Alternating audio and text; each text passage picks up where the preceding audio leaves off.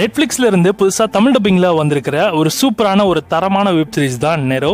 இந்த சீரிஸோட தமிழ் வெர்ஷன் டப்பிங்கோட பார்க்கறதுக்கு சூப்பராகவே இருக்கு. இந்த சீரிஸ்ல இருக்க எல்லா எபிசோட்ஸுமே நமக்கு தமிழ் டப்பிங்ல ஆட் பண்ணிட்டாங்க. இந்த சீரிஸோட ஒன் ஸ்டோரின்னு எடுத்தீங்கன்னா கதை வந்து 16வது செஞ்சுரியில் நடக்கிற ஒரு கதை. யூரோப்ல ஒரு லெஜண்ட் கில்லர் ஒருத்தர் இருக்கான், அவன் பேர் தான் நெரோ.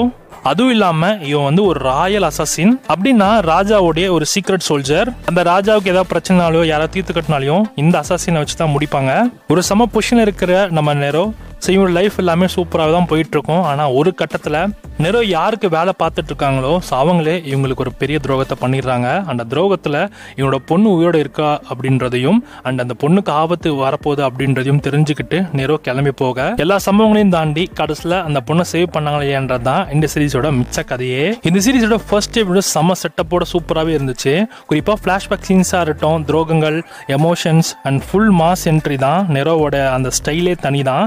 எபிசோட் 2லாம் பார்த்தீங்கன்னா அந்த துரோகத்துக்கான அந்த ஃபைட் சீக்வன்ஸ்லாம் பார்க்குறப்ப ரொம்ப நல்லா இருந்தது. ஸ்வாட் சீன்ஸ்லாம் செம்மையாக எடுத்திருப்பாங்க. எபிசோட் 3 கொஞ்சம் ஸ்லோவாக போச்சு அண்ட் சில பாலிடிக்ஸுமே இன்வால்வ் ஆச்சு அண்ட் பிளானிங் சீன்ஸ் அந்தளவுக்கு பெருசாகவும் இல்லை. அண்ட் எபிசோட் 4ல் தான் ட்விஸ்டே இருக்கும். அவன் ட்ரஸ்ட் பண்ணுற ஒருத்தன் வில்லன் ஆகிடுவான்னு அவன் நெரோ நினைக்கவே மாட்டான். ஆனால் அப்படி எதிர்பார்த்தா நடந்தது நெரோக்கு ஒரு பெரிய ஷாக்கு.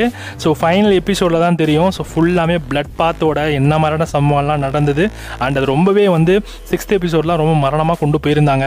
அண்ட் 7, 8 எபிசோட்ஸ்லாம் ரொம்ப நல்லா முடிச்சாங்க. சூப்பராக தான் இருந்துச்சு ஓவராலாக பார்க்கறதுக்கே.